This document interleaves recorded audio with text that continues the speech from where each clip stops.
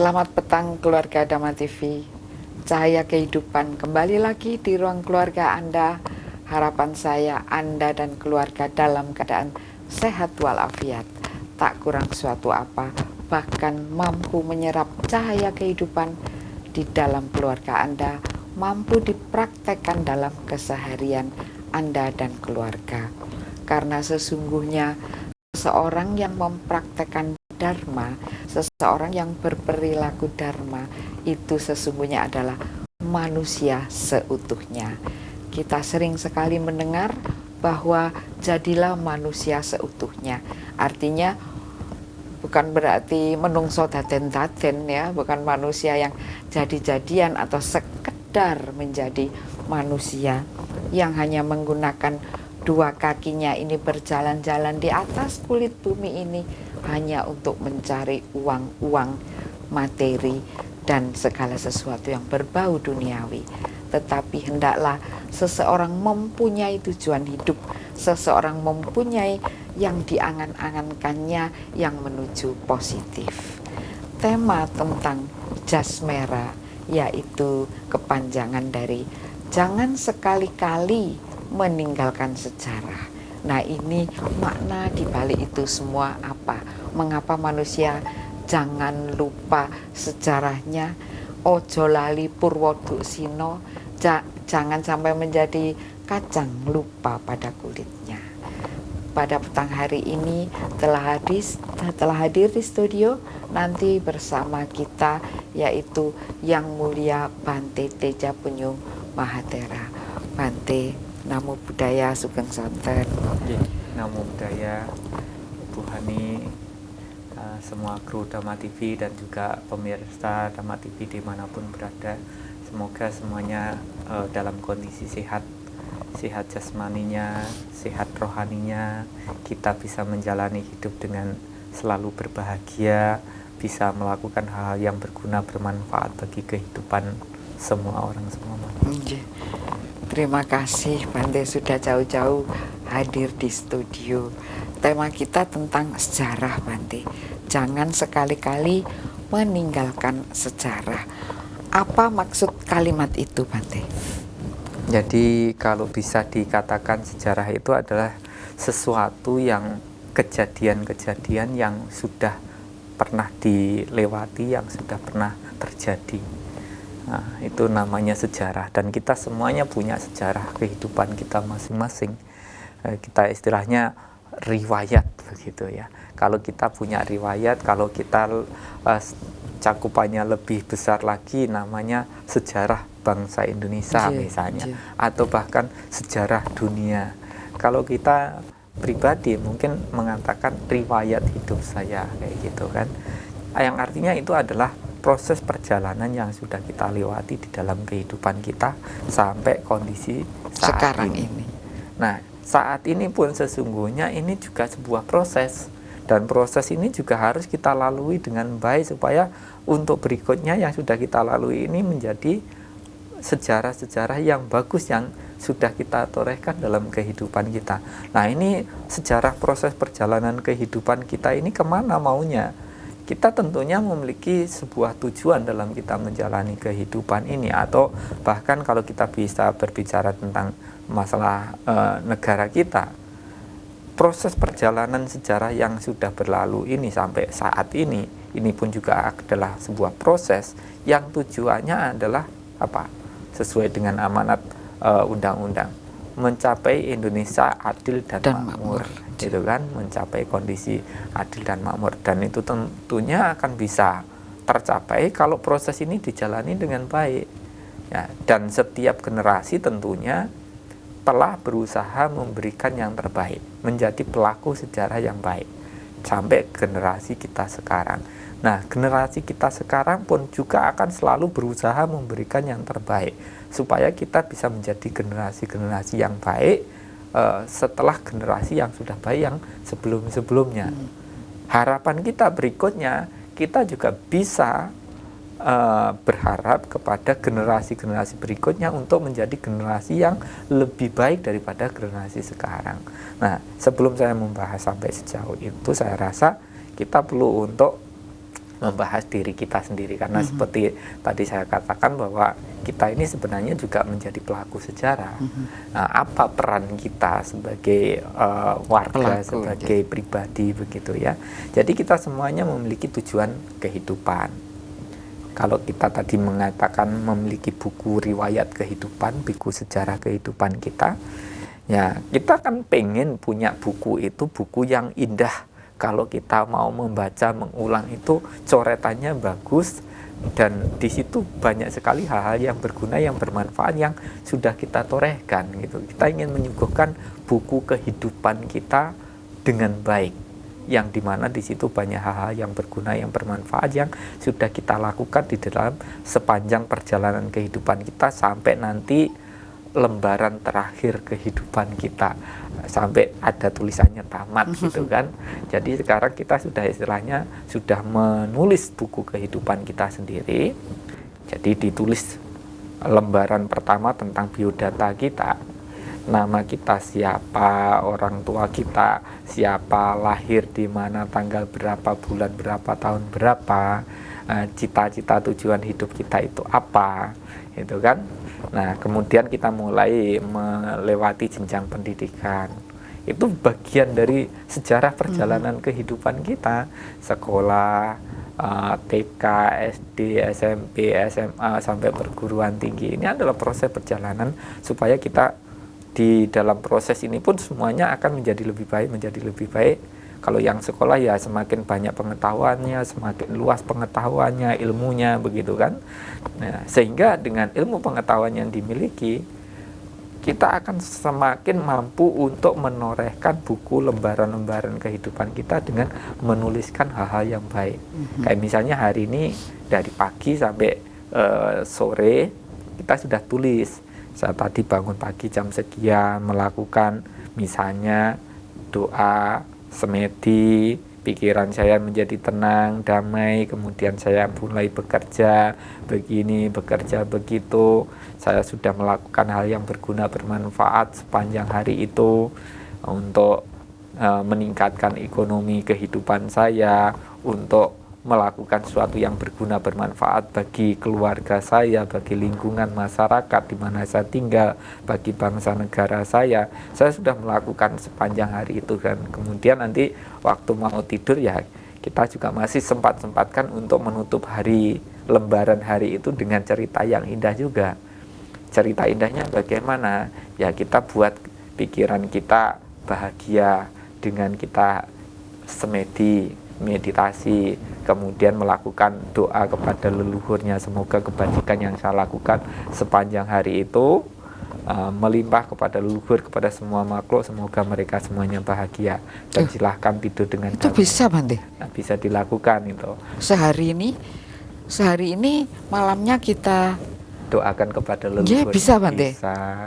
Itu. Jadi itu satu kepingan lembaran buku kehidupan hari itu. Kemudian kalaupun misalnya kita besok ada kehidupan lagi, karena hidup ini kan tidak pasti, bisa saja itu begitu tidur tidak bangun lagi kan bisa. Jadi makanya itu perlunya kalau kita mau tidur doa dulu, semedi dulu, doa kepada leluhurnya tadi, kepada orang-orang yang berjasa dalam hidupnya. Semoga kebajikan yang saya lakukan sepanjang hari ini dapat mewujudkan bakti saya kepada orang tua, kepada leluhur, semua makhluk, semoga semuanya bahagia. Nah, ini kondisinya pikirannya ini istilahnya kalau pesawat itu mendaratnya dengan mulus, tidak jabbing, tidak langsung gedebuk gitu. Jadi ini mau tidur itu pikirannya mulai sumele, mulai tenang. Nah, kalau kita mengalami kondisi pikiran seperti itu, saya rasa tidurnya juga nyenyak, dapat kualitas tidur yang bagus. Kemudian kita pun, kalaupun mimpi, saya rasa mimpinya yang indah-indah, mungkin jalan-jalan ke alam surga, tapi ya jangan lupa pulang ya, bangun lagi besok waktunya bangun gitu. Itu kalau bangun, tapi kalau tidak bangun setidaknya kan kita sudah pikirannya sebelum tidur tadi sudah bahagia gitu. Kalau besok misalnya kita bangun lagi, itu satu lembaran kehidupan lagi. Jadi laluilah lembaran demi lembaran tadi dengan pagi mengawali hari dengan kondisi pikiran yang damai. Pada waktu tidur, sebelum tidur itu pikiran kita juga damai. Dan itu terus kita lakukan dari lembaran demi lembaran untuk nanti sampai tujuannya yaitu tamat tadi. Oh, sampai ke tamat Bante. Inggih, luar biasa sekali ini. Jadi tiap hari adalah perilaku baik dan bisa untuk kirim doa. Nah, ini jadinya kalau bangun pagi sehari itu enggak berani Bante melakukan hal buruk karena ini nanti mau dipersembahkan loh sorenya. Ini ada itu loh, ini luar biasa. Jadi itu sebagai juga kekang kendali kepada diri kita sendiri. Kita lanjutkan pada segmen berikutnya, tetap di Dhamma TV. Baik, kita lanjutkan pada segmen 2 ini tentang jas merah. Jas merah ini sebenarnya adalah kata semangat dari Bung Karno, pendiri dari Negara Kesatuan Republik Indonesia ini. Jangan sekali-kali melupakan sejarah. Nah, ini kita kembalikan lagi kepada Yang Mulia Bante. Bagaimana Bante ungkapan dari pemimpin besar revolusi Bung Karno ini? Baik, terima kasih. Jadi tadi kita membahas tentang sejarah kehidupan kita sendiri ya, yang namanya buku kehidupan tadi. Dan kita tentunya tidak akan mampu untuk melupakan sejarah kehidupan kita sendiri, karena mau tidak mau itu semuanya tersimpan di dalam memori kehidupan kita gitu kan. Makanya kita perlu untuk menuliskan sejarah perjalanan kehidupan kita dengan hal-hal yang baik, yang berguna, yang bermanfaat. Walaupun ini juga adalah sebuah proses kehidupan yang dimana kita harus tahu bahwa ini ada masa lalu, ini ada masa yang akan datang, tapi kita harus jangan lupa bahwa hidup kita adalah di masa sekarang. Ya, ini proses kehidupan. Ada masa lalu, ada masa yang akan datang. Tapi kita hidup dalam kondisi sekarang. Untuk bisa mencapai tujuan kehidupan kita, kita harus mampu menjalani hidup sekarang ini dengan baik, dengan benar. Kalau tidak, walaupun tujuannya mulia, walaupun tujuannya luhur, kita tidak akan tercapai kalau hari ini, saat ini kita tidak melakukan itu dengan sebaik-baiknya, apa yang harusnya sepatutnya dilakukan untuk saat ini. Nah, begitu pula kalau kita berbicara tentang negara kita. Jadi kalau saya membahas tentang perjalanan kehidupan kita, kita semuanya ingin mencapai tujuan yang mulia dari kehidupan ini, yaitu kalau bisa dikatakan dari semua jenis kebahagiaan yang tertinggi adalah bebasnya diri kita dari semua kotoran batin. Itu adalah tujuan yang mulia, itu adalah tujuan yang tertinggi, bukan hanya mencapai kebahagiaan secara duniawi, tetapi bagaimana mencapai, merealisasikan kebahagiaan yang tertinggi. Dan kebahagiaan yang tertinggi itu adalah dikala kita mampu membebaskan diri dari hawa nafsu kita, dari kebencian, dari keserakahan, dari kebodohan kita, membebaskan dari kesenangan indriawi duniawi. Nah, ini tugas masing-masing, pribadi masing-masing berkenaan dengan kewajiban tanggung jawab dengan kehidupannya. Baik ataupun tidak baik kehidupan yang kita jalani, semuanya akan kembali kepada dirinya sendiri tadi. Nah, kalau kita berbicara dengan negara kita, kalau tadi saya katakan bahwa kita pun juga menjadi pelaku dari sejarah proses perjalanan kehidupan bangsa ini. Kalau dulu ada pendahulu kita, generasi lampau yang dulu-dulu yang mulai merintis, memperjuangkan sampai sekarang, dan sekarang pun sebenarnya kita juga berusaha berjuang melanjutkan apa yang telah beliau rintis. Untuk nantinya ini kita lanjutkan, kita estafetkan ini kepada generasi berikutnya untuk melanjutkan lagi sampai akhirnya mencapai tujuan dari berdirinya bangsa Indonesia ini. Nah, ini semuanya tidak boleh dihilangkan, gitu. Tidak boleh dihilangkan. Karena apa? Karena ini perjalanan kehidupan kita, perjalanan kehidupan bangsa Indonesia, gitu kan. Nah, makanya kalau ada seseorang yang tidak bisa menghargai pendahulu-pendahulunya, sesungguhnya dia tidak bisa menghargai hidupnya sendiri. Karena apa? Adanya kita sekarang bisa menikmati seperti ini karena adanya orang-orang yang telah memperjuangkan sebelum-sebelumnya. Jadi kita ini istilahnya hanya menjadi estafet dari apa yang telah beliau rintis, beliau perjuangkan, kemudian sampai di masa kita sekarang. Masa kita sekarang pun harusnya ini bisa melanjutkan apa yang beliau telah perjuangkan yang belum bisa tercapai. Kalau kita bisa melanjutkan ini, nah ini nanti negara kita ini pasti istilahnya kalau diibaratkan kita naik tangga ke rumah yang bertingkat, mungkin setahap demi setahap, tangga demi tangga untuk mencapai lantai 2. Nanti kemudian naik lagi tangga demi tangga untuk mencapai lantai ketiga, keempat, dan seterusnya, seperti itu. Jadi ini semuanya adalah proses. Nah, tujuannya sudah tahu bahwa ya salah satunya adalah berdirinya Negara Kesatuan Republik Indonesia ini adalah untuk kita itu mencapai keadilan sosial bagi seluruh rakyat Indonesia. Jadi tidak membeda-bedakan di situ. Nah, makanya kalau saya melihat ya memang dari pemimpin-pemimpin bangsa kita ya semuanya punya jasa di bidangnya, kemampuannya masing-masing ya.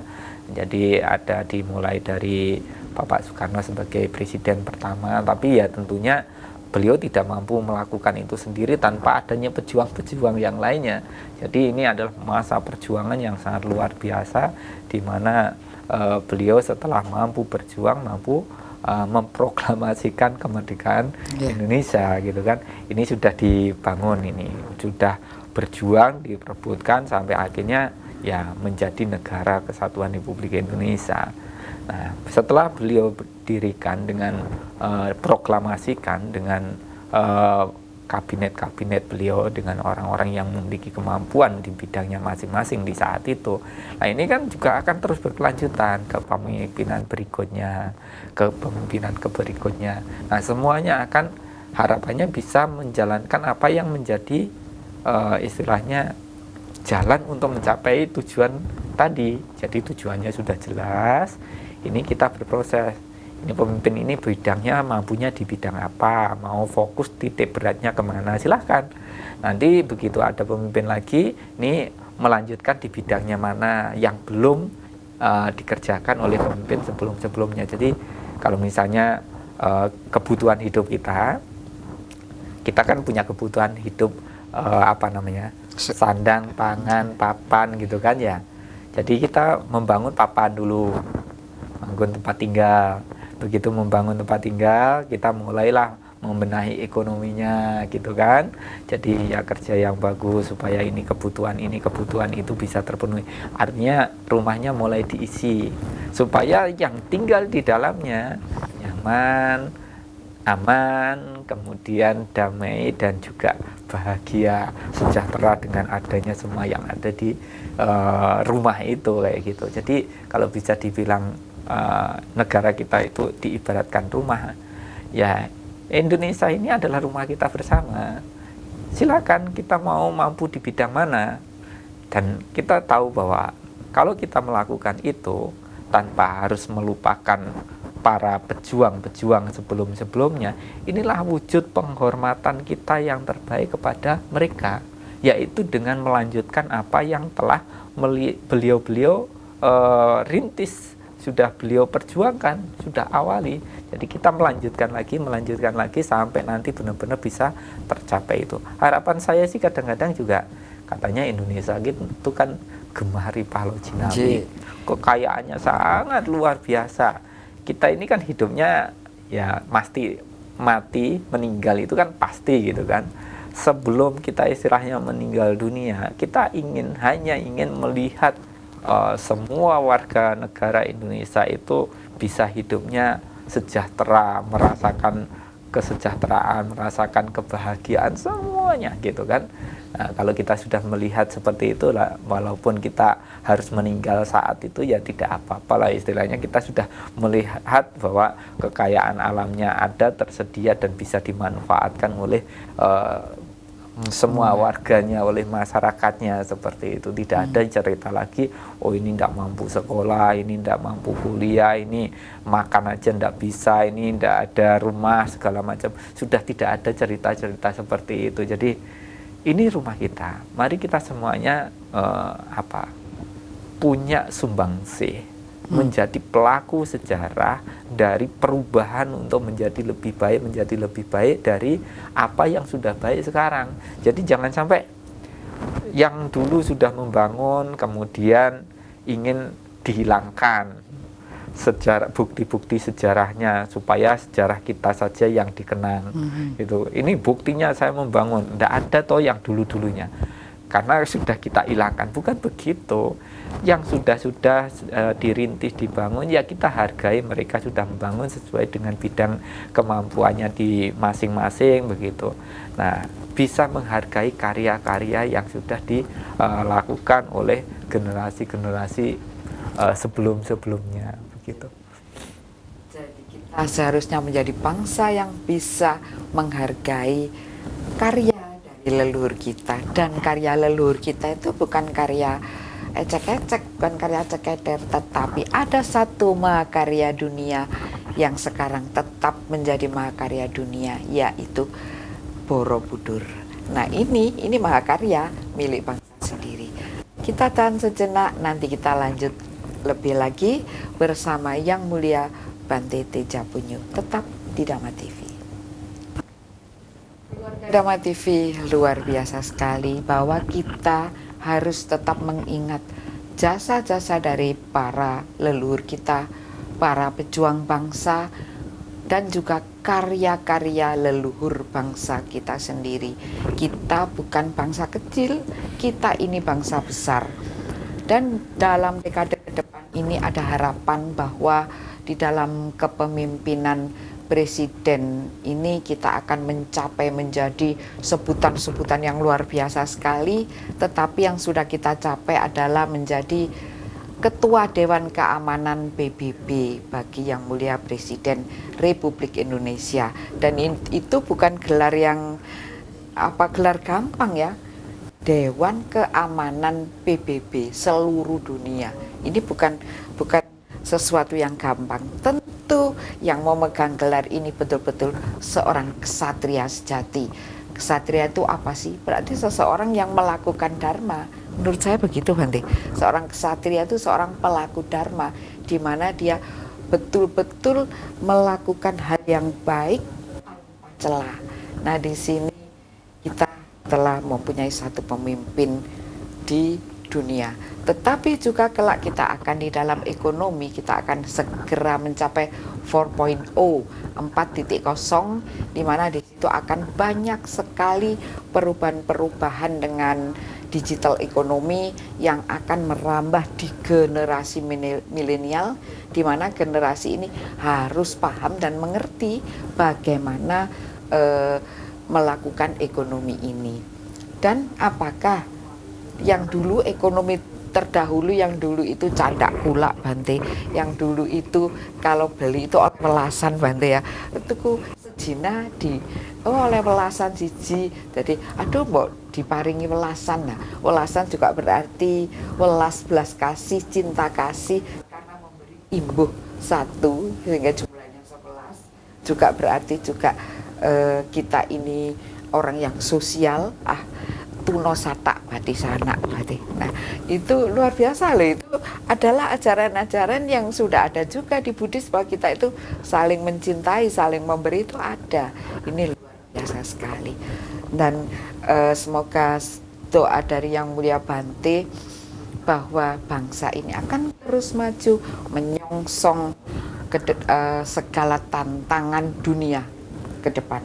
Kita sekarang sudah punya gelar Dewan Keamanan PBB, dan juga baru-baru ini ada Macan Asia. Artinya kita bukan bangsa yang kecil, bangsa yang rendah-rendah. Kita tidak ada yang jelek di dalam bangsa ini. Oleh karena itu tetaplah menjadi bangsa besar, tetaplah bangga akan diri sendiri. Nah, ini Bante, kadang-kadang kita ini merasa minder, Bante, karena ya maklum 350 tahun dijajah Jepang, dijajah Belanda dan Jepang. Akhirnya kita ini seolah menjadi bangsa yang tidak percaya diri, tidak percaya dengan karya-karya sendiri, sehingga yang punya karya kadang-kadang malah disetorkan ke Jepang sana. Banyak karya-karya yang bagus-bagus itu sebenarnya karya dari anak negeri justru menjadi dengan merek-merek nama-nama dagang yang luar biasa dari seluruh dunia. Untuk membangkitkan rasa percaya diri ini, bagaimana Bante? Sebenarnya sih kalau kita merasa rendah diri karena negara kita pernah dijajah oleh Belanda dan juga Jepang, harusnya tidak seperti itu pemikiran kita. Kita harus ingat kenapa mereka datang ke sini. Kenapa orang-orang dari negara-negara lain, dari Eropa yang jauh-jauh sampai ke Nusantara? Iya. Karena ada sesuatunya di sini. Oh gitu, menarik nanti. Menarik di situ. Karena kalau tidak ada yang menarik di situ, ngapain ke situ gitu kan? Jadi kita ini yang harus benar-benar menyadari itu bahwa Indonesia punya segalanya. Apa yang negara lain punya, kita juga punya. Apa yang kita punya belum tentu dimiliki oleh negara lain. Ini yang harus kita merasa bangga sebagai seorang Indonesia gitu kan.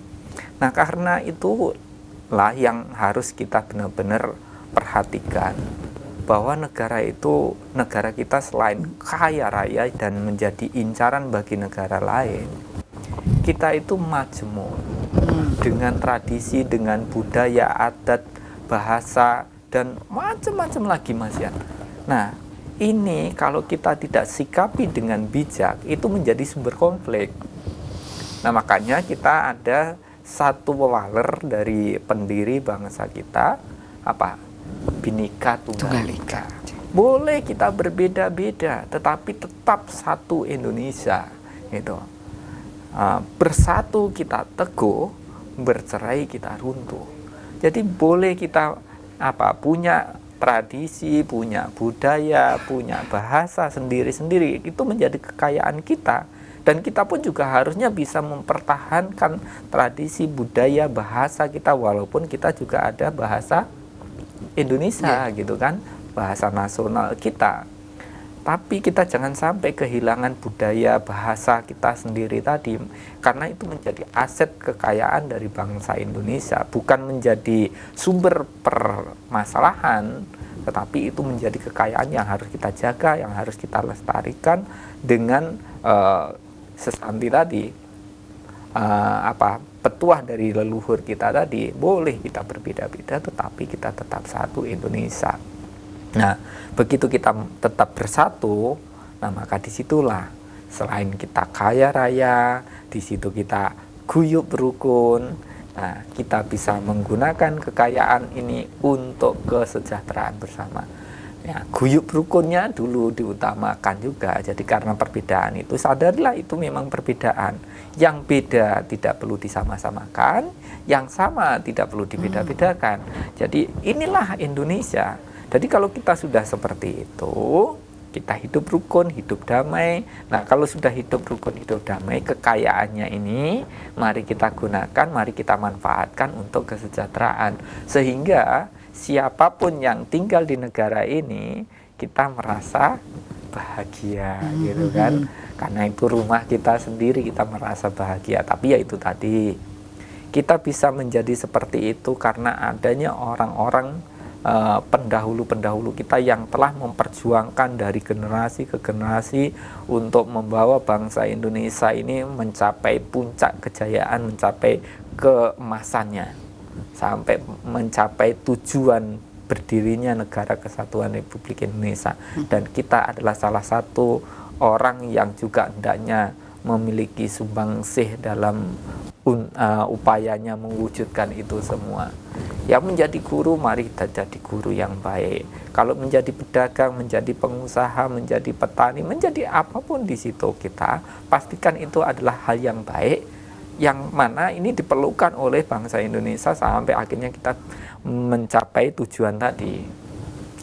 Jadi di sini nanti kita juga berharap sih sebenarnya bukan hanya istilahnya menjadi macan Asia. Kalau kita bisa sih menjadi penakluk macan, bukan menjadi macan Asia, tapi jadi macan itu menakutkan Bu kayaknya. Tapi kalau kita menjadi penakluk macan, gimana macan kok malah bisa ditaklukkan, berarti pawangnya lihai di situ. Mampu kita untuk menaklukkan macan, itu luar biasa. Nah, yang harus kita lihat, yang harus kita sadari bahwa saudara sekalian, hancurnya sebuah bangsa itu bukan karena ekonominya, tetapi karena mental rakyatnya, mental kita semua. Nah, maka karena itulah ilmu pengetahuan terus digenjot, terus dipelajari, karena supaya kita tidak tertinggal dengan negara-negara yang lain.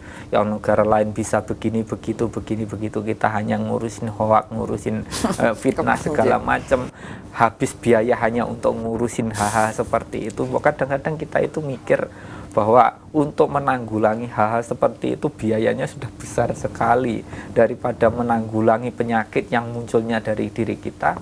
Ya lebih baik kok kita hidup rukun dan kemudian bisa menggunakan anggaran itu daripada menangkal hoak, menangkal hal-hal yang tidak baik untuk membangun, gitu kan.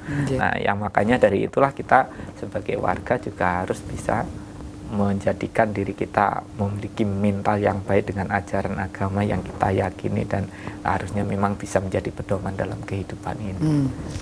Luar biasa, keluarga Dhamma TV.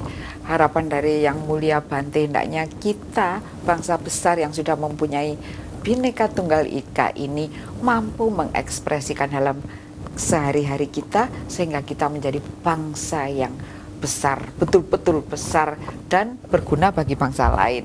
Nah, di sini keluarga Dhamma TV, kita akan jeda sejenak, nanti kita kupas lebih dalam lagi di segmen berikutnya. Tetap di Dhamma TV agar Anda selalu damai di hati. Baik keluarga Dhamma TV, tema kita adalah jangan sekali-kali meninggalkan sejarah. Bahkan seorang anak saja yang melupakan orang tuanya itu disebut anak durhaka.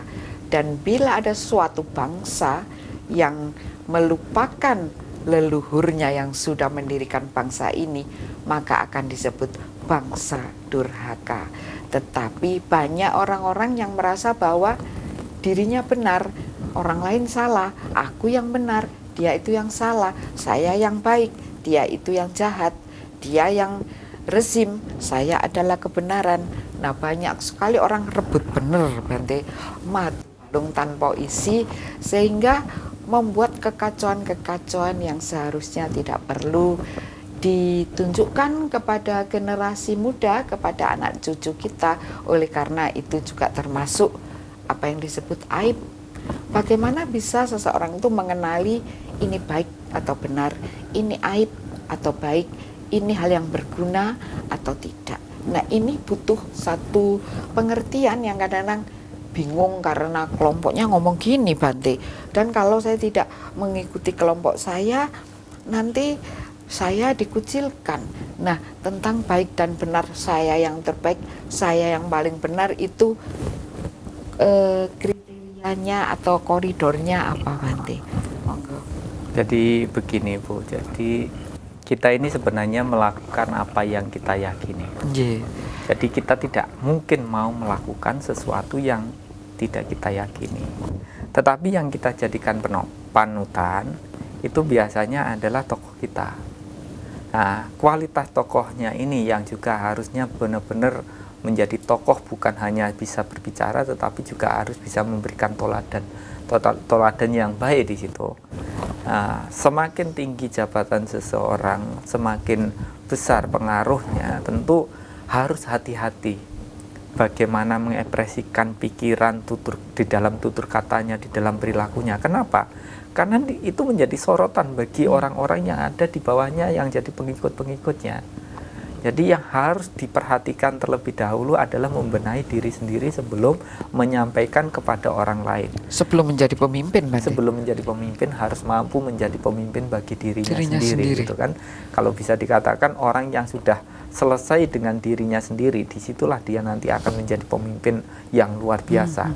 Tetapi kalau dirinya sendiri saja tidak mampu memimpin bagi dirinya sendiri, saya rasa untuk menjadi pemimpin yang lain itu tidak akan mampu.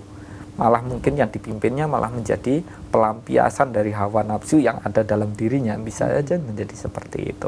Nah, makanya dalam hal ini dikatakan bahwa jangan melihat apa yang sudah dan apa yang belum dilakukan oleh orang lain, tapi lihatlah apa yang sudah dan apa yang belum dilakukan oleh diri kita sendiri. Diri sendiri, Bante. Iya. Jadi di dalam bahasa Dharma kita sering mengatakan bahwa jangan hanya percaya pada apa yang dikatakan oleh gurumu, apa yang dituliskan dalam kitab sucimu, apa yang sudah diwariskan secara turun-temurun dari generasi ke generasi. Tetapi kita boleh mempercayai itu apabila kita sudah mau datang, mau melihat, mau membuktikan. Kalau dalam bahasa Dharma sering dikatakan ehipasiko. Ehipasiko itu nyata nih, gitu kan, membuktikan Karyanya gitu, Bante. Jadi Apa artinya kalau gimana? bisa dikatakan, kan seperti yang tadi di awal saya katakan bahwa kita itu adalah apa yang kita yakini, yang artinya kita mempraktekkan, melaksanakan apa yang kita yakini. Kalau tidak yakin, tidak mungkin mau melakukan begini begitu. Tapi karena kita yakin, makanya kita mau melakukan itu. Nah, timbulnya keyakinan bukan hanya ini katanya, kata guru saya, kata kitab suci saya begini begitu. Tapi kita harus mampu untuk melihat, mampu membuktikan itu. Apakah itu memang benar, apakah itu baik, apakah itu berguna, bermanfaat, apakah itu bisa menimbulkan kedamaian, menimbulkan kebahagiaan atau tidak. Kedamaian, kebahagiaan yang tentu ini menjadi harapan bagi semua.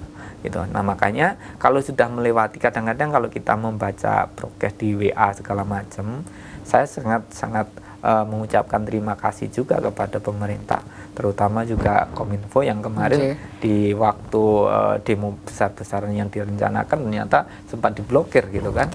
Kenapa? Di situ orang, waduh, saya kadang-kadang kalau melihat foto, melihat video, melihat kata-kata ini kadang-kadang sudah jauh sekali dari hal-hal yang benar gitu kan. Jadi kalau berita itu kadang-kadang bisa ditambahi, dikurangi sesuai dengan selera yang mau nulis, yang mau memberitakan gitu kan. Kepentingan-kepentingan yang mau nulis, yang mau memberitakan. Nah, di situ sangat rancu sekali. Nah, itu sudah mengurangi dampak negatif yang ditimbulkan dari elektronik gitu kan. Yang artinya ya kita semuanya sebenarnya di sini harus hati-hati. Sangat baik kita mengendalikan pikiran. Sangat baik kita mengendalikan tutur kata kita, sangat baik kita mengendalikan perilaku kita. Jadi tidak ada celahnya kalau kita mampu mengendalikan diri supaya tidak berpikir, bertutur kata, berperilaku yang buruk. Ya, jadi kita harus mampu memiliki pengendalian itu, artinya seperti itu. Nah, makanya tadi kalau kita misalnya membaca di media sosial, melihat berita segala macam, kita harus lihat ini menjadi konsumsi batin kita. Walaupun saya sendiri juga kena virus berita-berita itu, karena ya saya ada apa namanya, istilahnya ada di situ dan ada keingintahuan yang mendorong saya untuk mengetahui apa kelanjutan ceritanya seperti itu. Jadi kalau tidak baca pengen baca, kalau tidak tahu pengen tahu, tapi kalau sudah tahu kok isinya kayak gitu, itu menjadi konsumsi yang tidak baik. Saya mau ngomong ikut komentar itu ya istilahnya saya biku. Kalau tidak komentar kok keterlaluan sekali gitu kan. Jadi rasanya itu gemes dalam hati gitu kan. Nah, makanya di situ kita harus lihat berita ini baik enggak? Oh, beritanya baik. Baik. Oke. Beritanya ini benar tidak? Beritanya benar. Baik, benar. Oh, belum cukup. Benar, baik, benar, belum cukup. Berguna enggak? Bermanfaat enggak? Berguna, bermanfaat. Ini bisa menimbulkan kebaikan, ini bisa menimbulkan kebahagiaan. Oh, kalau memang begitu, ayo kita posting, ayo kita informasikan. Tapi kalau itu sudah tidak baik, kalau itu sudah tidak benar, kalau itu sudah tidak berguna, tidak bermanfaat, dan itu menimbulkan kekacauan, menimbulkan ketidakbahagiaan, ya mari kita sama-sama mengendalikan, sama-sama tidak mengucapkan, tidak melakukan, tidak mengekspor lagi, tidak diformat lagi, tidak diinformasikan lagi kemana-mana begitu. Jadi ini berarti kita semuanya sudah punya pengendalian diri untuk tidak menyebarkan virus juga gitu kan. Tapi kadang-kadang itu kita terlalu latah, mungkin terlalu gaptek Terlalu juga. gemes Bante. Akhirnya terlalu gaptek kalau menurut saya. Jadi karena terlalu gaptek itu setelah membaca kayak gitu ya latah menggunakan itu di copy kemudian di forward lagi kayak gitu. Ini sebenarnya perilakunya orang yang baru-baru mengerti elektronik dan dampaknya belum tahu gitu kan. Padahal jejak politiknya, jejak digital. Ya, jejak digital ini sangat-sangat membahayakan sekali bagi cita-cita Anda, bagi kehidupan Anda. Anda punya cita-cita bagus.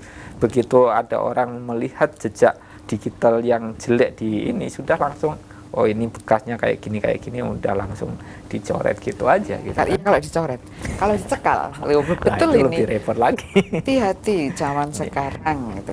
Nah kemarin Baik, saya juga gini Bu Ani, ada ketemu mahasiswa juga, saya bilang kepada mereka, kalian kalau mau sekolah kuliah tujuannya adalah untuk mencari ilmu, bukan mencari nilai, bukan mencari secari kertas tulisannya Anda sarjana, bukan itu tujuannya.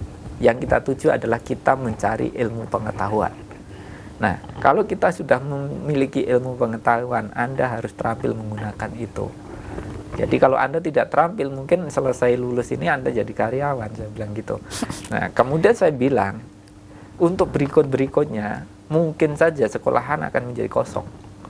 Kok bisa? Orang sekarang mau mencari ilmu pengetahuan, kan yang dicari ilmu pengetahuan, toh? Tanya mbahnya. Cari Mbah Google sudah dapat di situ gitu loh. Cari mbahnya ini. Nanti apa istilahnya, mal-mal juga akan banyak tutup. Kok bisa gitu?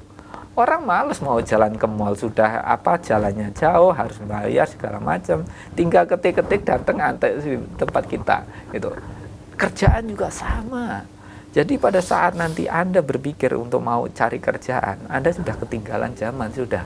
Gitu. Jadi artinya bahwa kadang-kadang orang yang mau nyari karyawan pun mereka juga melihat selama ini Anda itu seperti apa, suka main elektronik tidak? Begitu jejak digitalnya banyak sekali Anda main-main di situ, Anda secara otomatis langsung tidak diterima jadi karyawan gitu kan. Rugi perusahaan menerima orang yang suka main-main itu. Iya. Jadi Anda kurangi main gamenya supaya jejak digital ini baik nantinya. Begitu nanti ada orang-orang yang mau mencari Anda sebagai karyawan, maka disitulah Anda akan masuk, akan diterima. Saya kan seperti itu. Nah makanya dari itulah Ibu saudara sekalian, mari kita semuanya menghargai para leluhur, para pejuang, para pendahulu-pendahulu kita atas semua karya jasa yang telah beliau berikan, lakukan, dan kita pun juga harus punya jasa, punya karya yang bisa kita wariskan ke generasi-generasi berikutnya. Terima kasih Bante sudah memberi pembabaran kepada pemirsa Dhamma TV. Baik pemirsa Dhamma TV, kita sudahi sampai di sini dahulu. Saya Hani Sonyaruri beserta seluruh kerabat kerja mohon pamit. Jangan lupa jaga kesehatan, jaga hati dan pikiran, tetaplah manage your mind atau tetaplah mengatur pikiran Anda. Sabe sata bawantu sukitata, semoga semua makhluk berbahagia.